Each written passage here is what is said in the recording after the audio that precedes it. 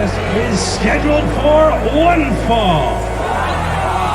This is OneFall. What's up, everybody? What's going on? Welcome to the OneFall podcast. This is a new venture that I think we are going to be doing. My name is Sam Hudson, and I am joined by my pal, the guy who does everything from writing to interviewing, everything under the sun, the one, the only, Jan Murphy. This is the one in OneFall, episode 1.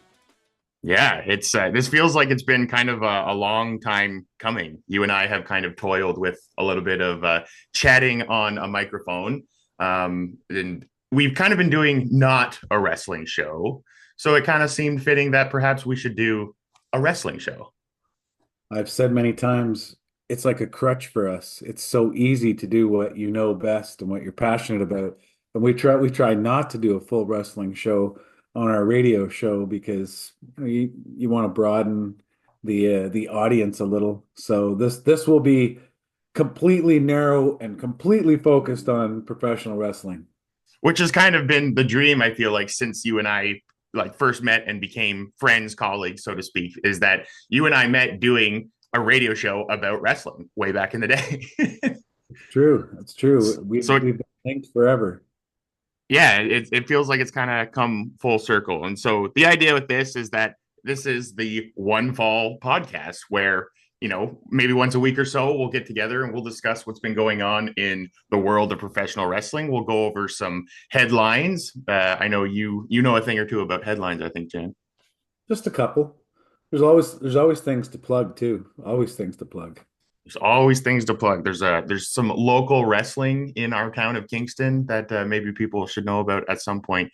But if you're listening to the OneFall podcast, you're probably familiar with who Jan Murphy is. But Jan Murphy goes around. He has been interviewing people involved with WWE and wrestling for, 23 years now, Jan, is it? I started in college, believe it or not, in 1996 and 97. Right. So I'm closing in on 30. I was 23, the magic number. I was thinking of WrestleMania 18. That was your first official event. 18 was the first official event that I cut. First WrestleMania I covered. The first official event I covered was in 1998 at Honest Ed's in downtown Toronto. It was a press. They used to do press tours in other cities to promote, events that were coming, which they still to a degree do. But they were in Toronto for must have been a Raw or a SmackDown ahead of WrestleMania. So they were promoting that WrestleMania. What was that in 98? Was that Michaels and Austin? Yeah. Tyson? Yeah. So they had Owen Hart was there and Doc Hendricks was there and Sable was there. And I remember the posters were hanging everywhere and they were doing autograph signings. So that was the first event that I ever covered. And then when I started at the Wig in 1999, we launched a column in 1999 that kicked off my career, and I'm still going all these years later. And that works out. I met Jan through his interview process. We were doing a radio show. I was an intern at this radio station at the time, and in comes Jan Murphy to talk about wrestling. And I also am an enjoyer of professional wrestling, which we'll get into how we got into that later because we do have a conversation about WWE 2K, which was kind of my foot in the door point. But I figure with this being the first episode of OneFall, that maybe we should go over what's been making headlines in the world of wrestling lately and give a couple off the hop. I think we have 3 headlines for today. Should we jump into it, Jan? Let's do it. OneFall. Okay, well, I think headline number 1 it's got to be Roman Reigns is returning. He returned at Monday Night Raw, jumped into the cage match. Give me your thoughts. Has Reigns become that guy like Cena and like The Rock who, works a part-time schedule? Brock Lesnar was like that for a long time.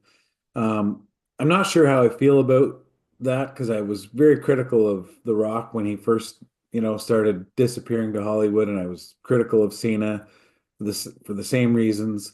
And I want to be critical of Reigns as well but I guess, the other side of that is that these guys have earned the right to negotiate those contracts and those clauses into their contracts. But I do find it kind of annoying when guys disappear for weeks, sometimes months on end, and then come back. But I'm always the mark inside of me always pops when they come back. And it was no different on Monday. I think everyone kind of knew that Roman Reigns, might come back.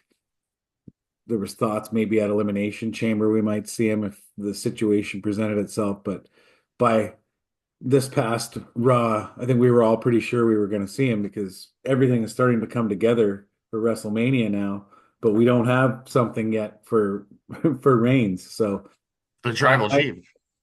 remember I said to you on a radio show, it was a weird way he came back. They like zoomed in on CM Punk and Seth Rollins' faces, and we could hear the crowd. We knew something was happening, but we didn't know what. There was no music, and then all of a sudden we saw Reigns, which was an interesting way of doing it.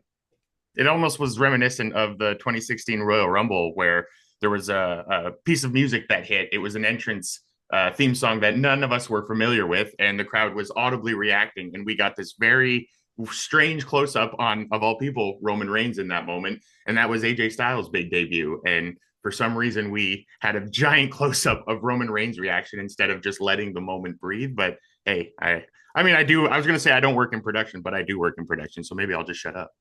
Cheap plug. I was at that Rumble. I think that's the only Rumble I've ever been to because that was the year that I did all four majors. I covered all four majors for the Toronto Sun, and I was there. That was the weekend I got to do the Performance Center and the Rumble, and they did some other media related stuff. And with Reigns returning in the cage match last night, it looks like we could be setting up a potential WrestleMania match between him and Rollins. But it's interesting because CM Punk is also in the mix with the wise man Paul Heyman.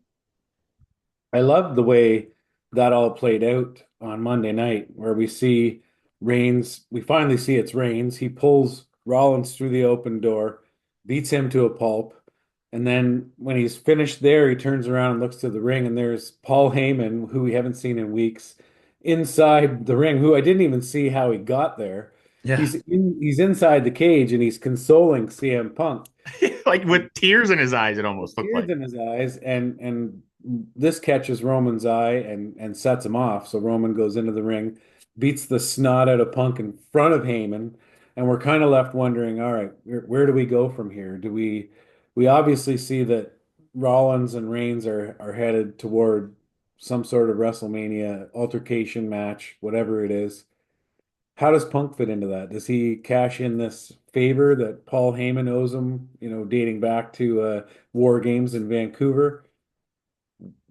I can't see Punk not being involved in that arc at this point because what else would there be for Punk?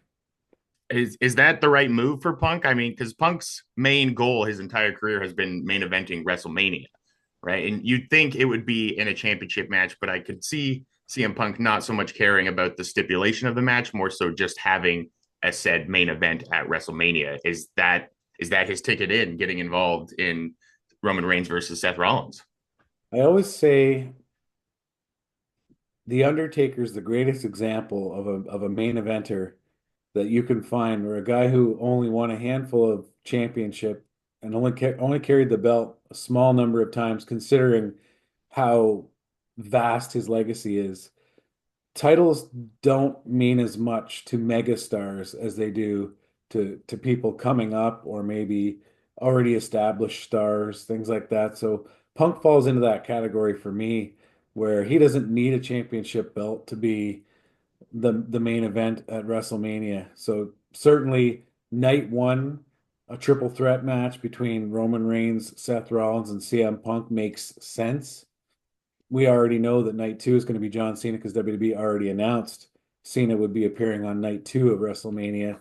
So we know Cody and Cena will be night two, the main event of the actual capper. But yeah, it makes sense if Punk's going to be in that main event, and I don't think he's going anywhere. I think he'll be around for another year or two, or potentially longer, and have many more opportunities to get into the night two main event for a championship belt. You know, this makes a lot of sense, and this would be another example of how selfless CM Punk is during this run, because sure, he could have made enough noise and gotten himself interjected himself into the John Cena Cody Rhodes saga. There was reason, right? He got curb stomped.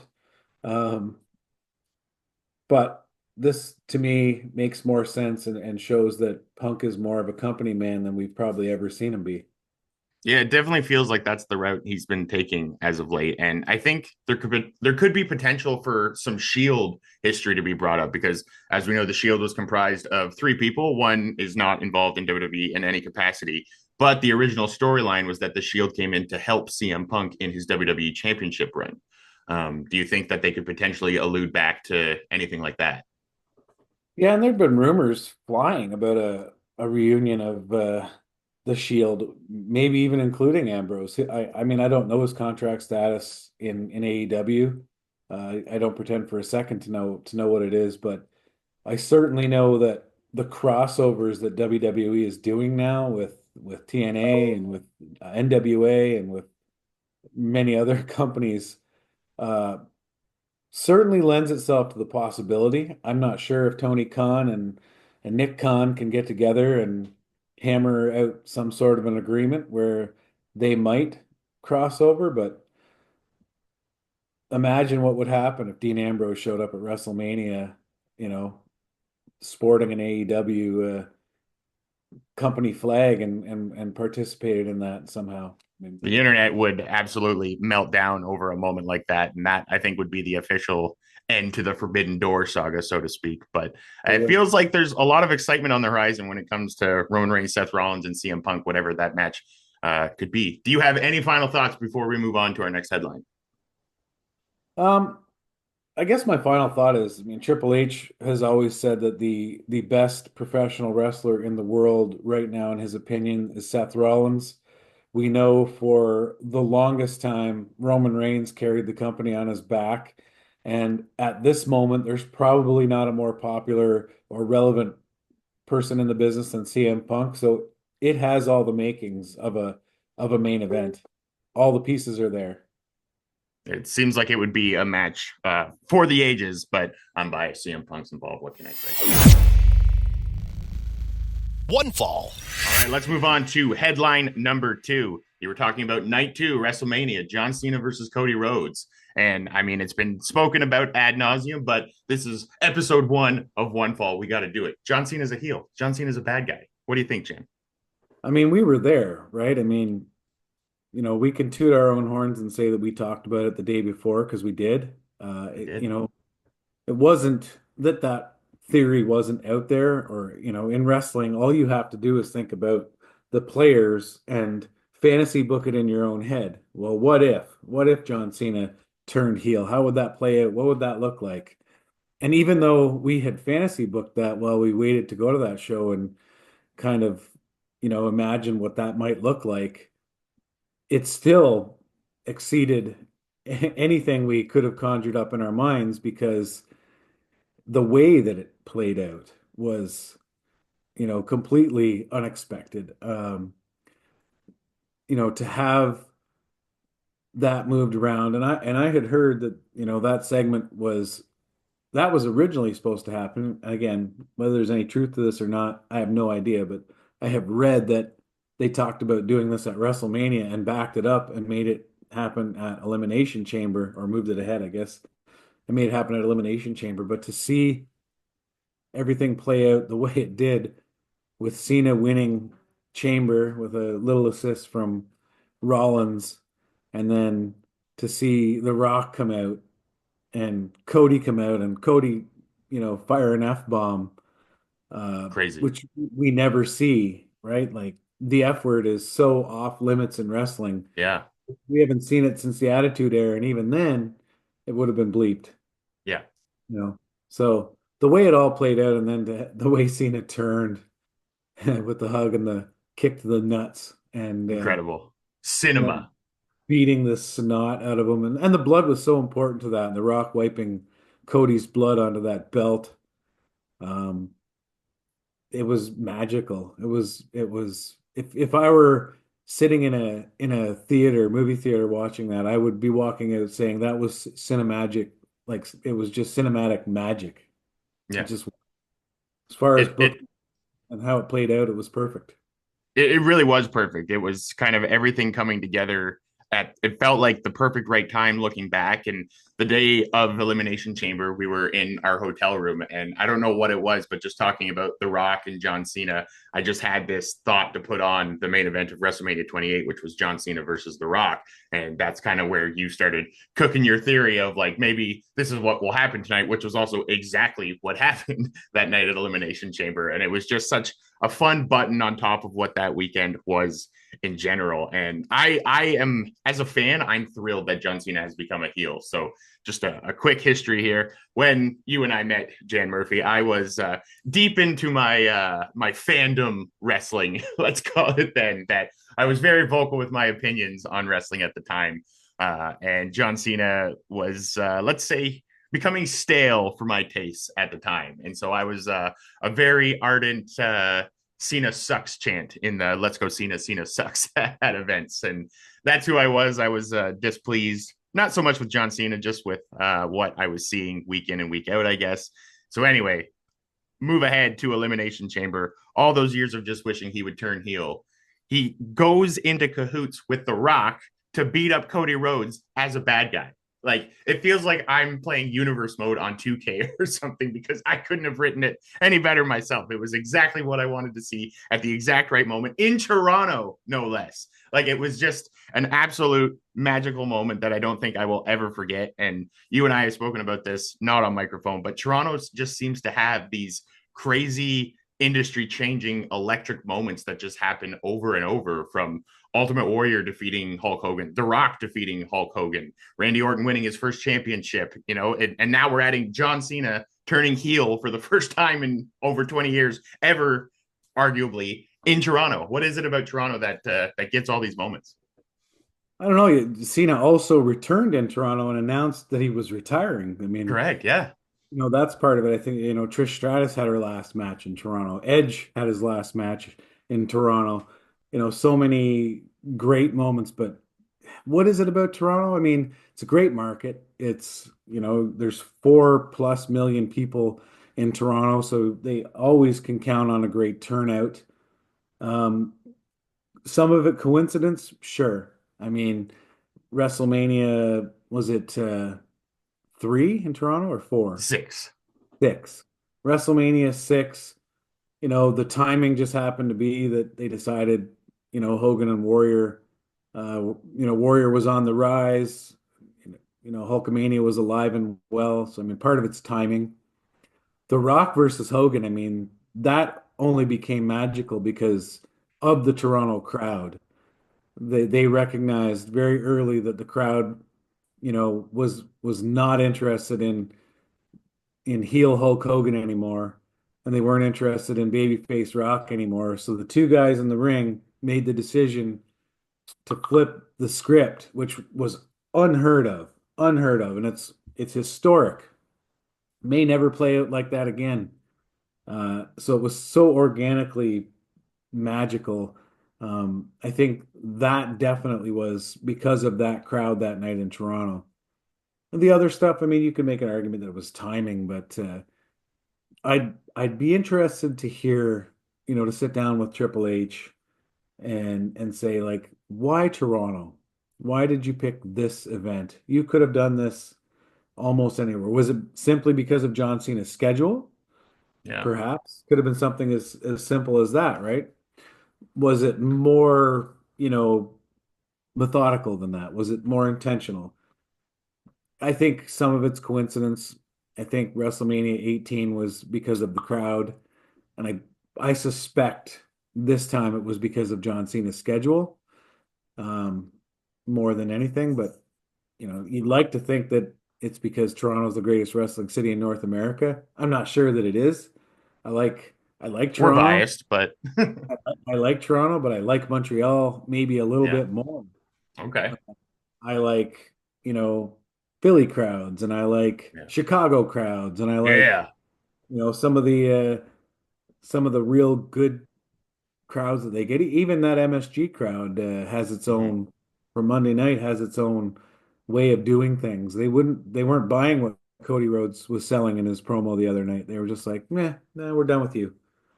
Yeah. So I think for me, this Cena thing, well, because it played out so spectacularly, flawlessly, and right down to him walking into the press conference, picking up the mic, dropping it, and leaving.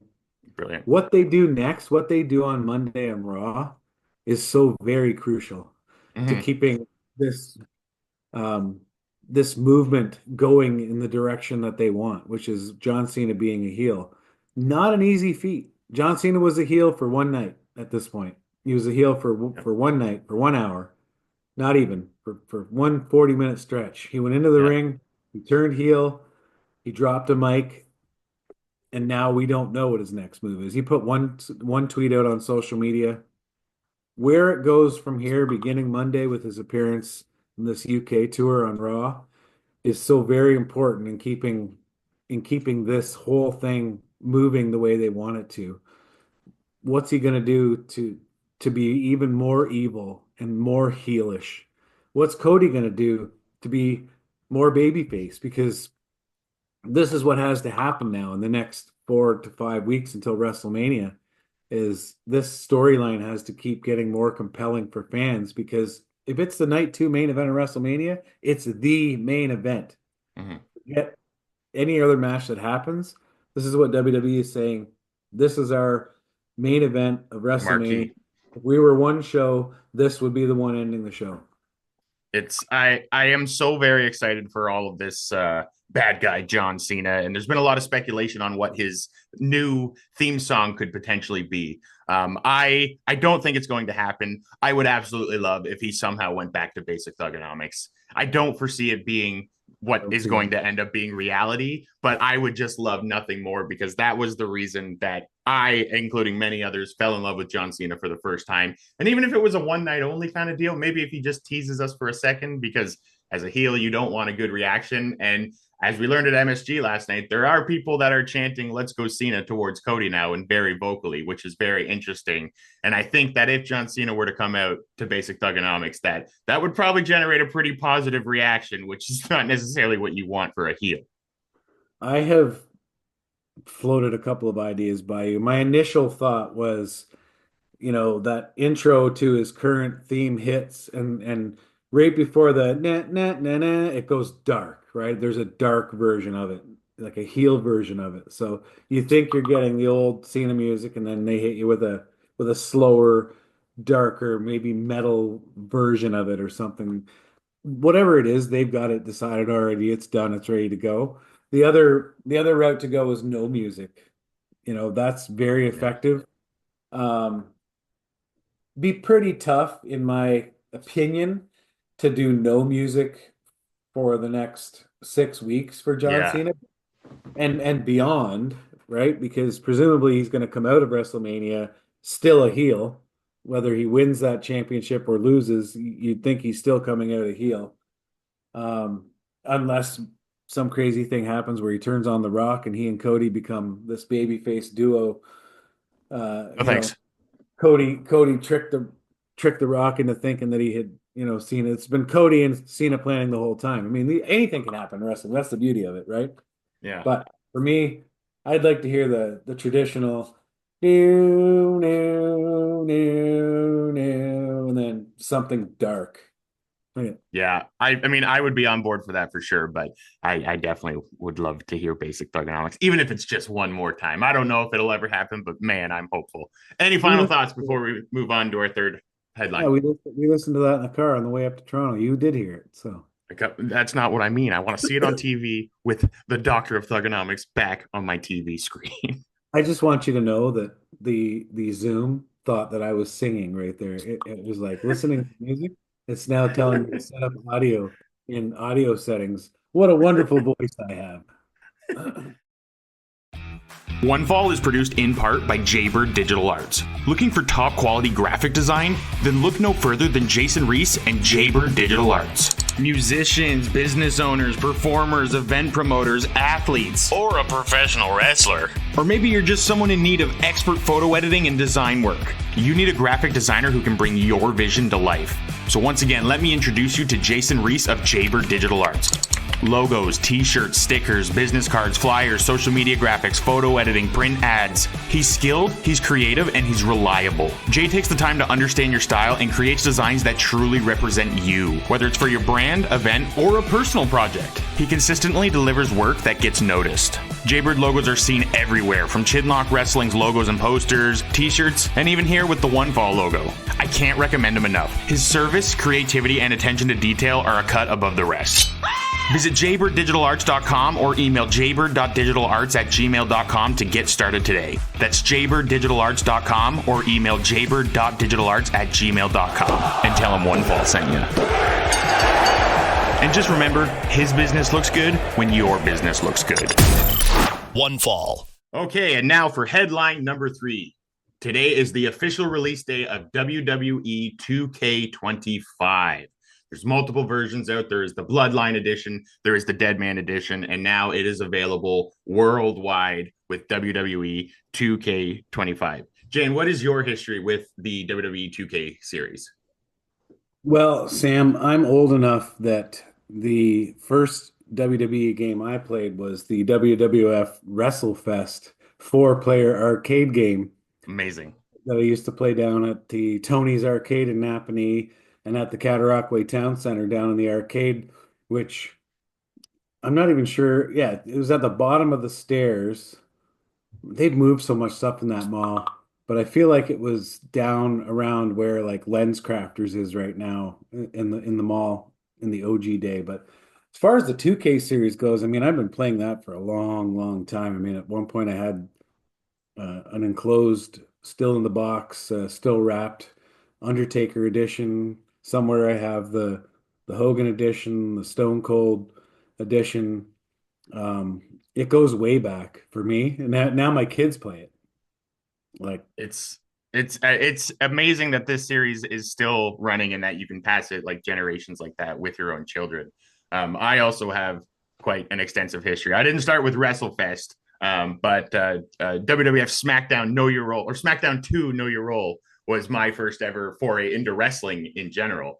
I had one of my childhood best friends, Justin Hargrove. He always wanted to play this wrestling video game, and I didn't quite understand it. I was 5, 6 years old, and so I would choose The Rock because he was the only person I knew in wrestling. And then one day he told me I should try out this Kane guy. He is the Undertaker's younger brother who was burned alive and has the power of fire. And as soon as Kane walked out in a PS1 entrance, I heard the music, I saw the fire, and wrestling made sense to me in that very moment. And honestly, I don't think I would love wrestling to the capacity I do without these wrestling video games.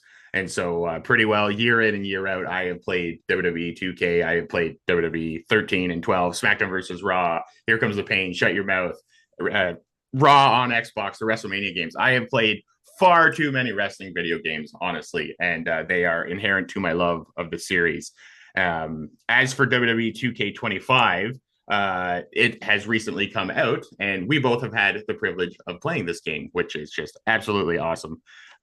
Any thoughts so far? I mean, each year it seems to get a little bit better as AI technology is improving, as you know, we seem to advance things. But I mean, you have to remember, I'm a simple guy. Like I grew up on the Ataris so like this stuff today blows my mind.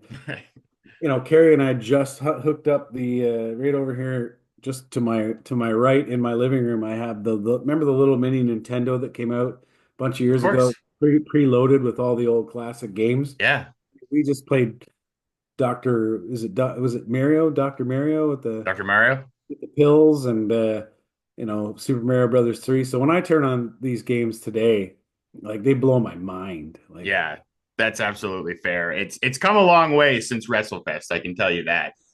In the internet wrestling video game community, the games that kind of stand above the rest are No Mercy for Nintendo 64 and for SmackDown Here Comes the Pain on PlayStation 2.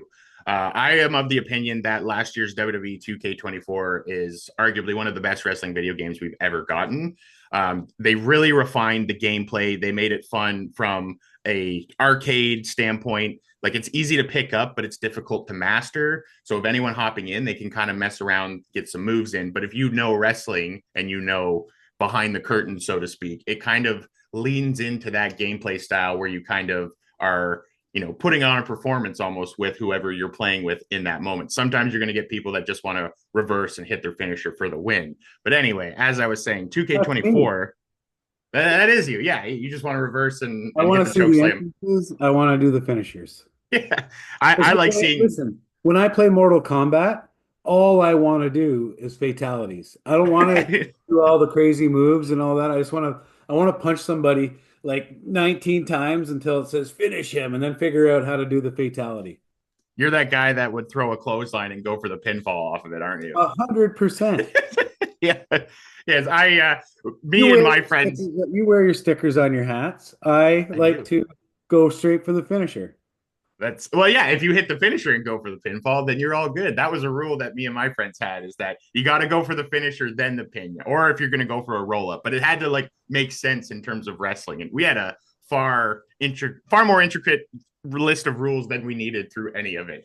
But digressing quickly here, WWE 2K24 refined the gameplay to such a high standard that this year with WWE 2K25, they've been able to add all the small details around the gameplay. And now it just keeps getting more and more immersive with, even with sponsorship deals within the WWE. Like, for instance, this year, they have the Prime logo in the center of the ring. But if you also throw your opponent outside of the ring, they have that Prime cart next to the announce table where you can, throw someone into it and the cart will disintegrate, or you can pick up a Prime bottle, you can drink some of it, you can throw it at your opponent. They've added that you can like jump on top of the barricades and you can hop off of them.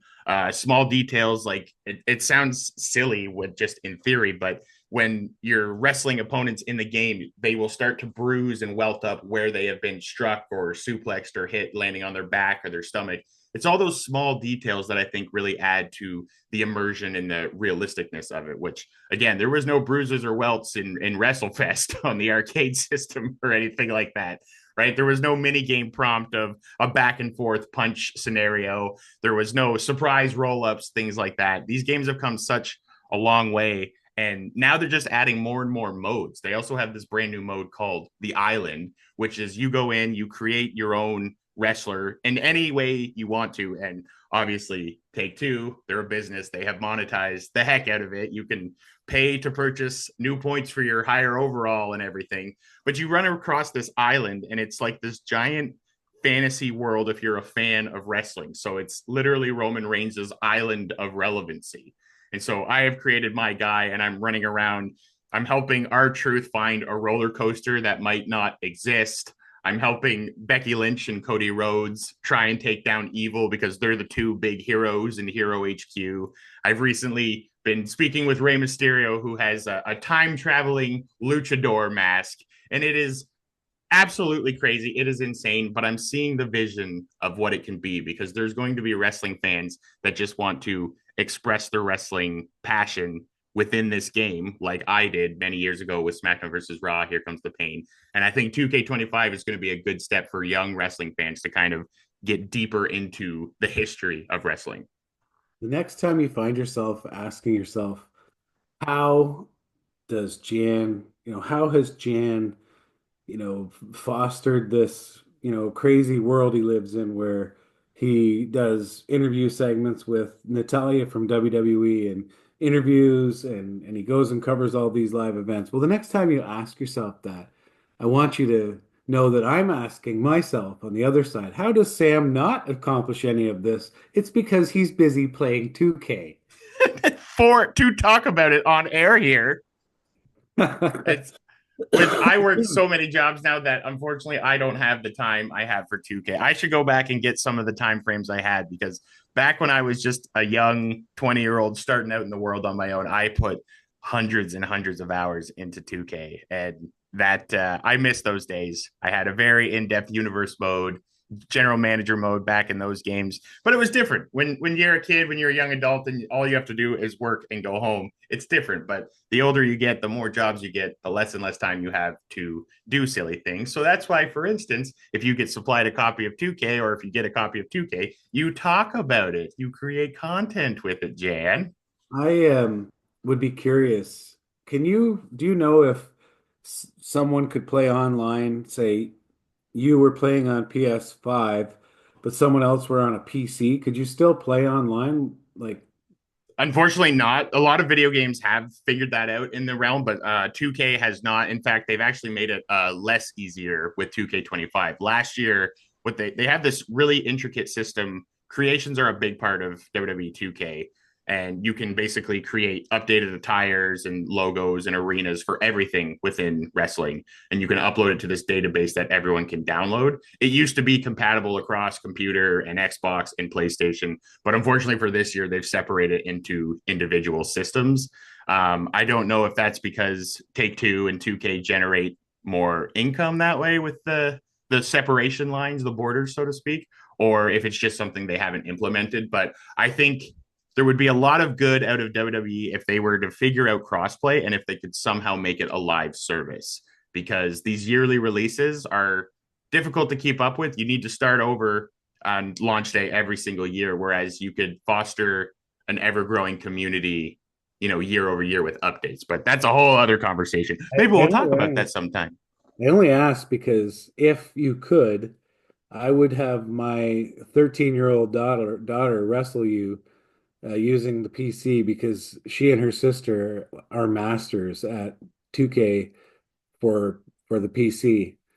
We'll have to set this up because I accept the challenge. They prefer to play it on the PC with the keyboard and stuff than the PlayStation, which is here at my house. Now, don't get me wrong, they mastered the PlayStation ones from, I'm going to say, like 2017 to probably 2022-ish. They haven't played the PlayStation versions much since. They prefer the PC, the desktop version. But anyway, pretty sure my 13-year-old could kick your ass. Well, in the words of the great John Cena, step up or step out, because the champ is here. Any final thoughts on 2K before we wrap up, Jake? My final thought is I'd like to see my 13-year-old daughter whoop your ass. Oh, hell yeah. All right. Well, I guess there's a little bit of a hook for potential future content from the OneFall podcast. Well, I guess that's a good spot as any. I guess that wraps up episode 1 of the OneFall podcast. Jan, how do you feel?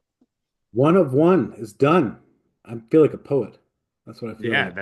That's it. This is the final episode. No, absolutely not. This is the first of many. This is something that Jan and I and some others have talked about for quite some time. And, it takes a little bit to get off the ground, but it feels like the ball is rolling, and this is where we give that ball a big kick. So keep watching here to see where this could potentially go. Right on. All right. Well, thanks for joining me, Jan, and we'll look forward to doing this next week. Yes, sir. You too. This has been the OneFall podcast. Till then, go join the team.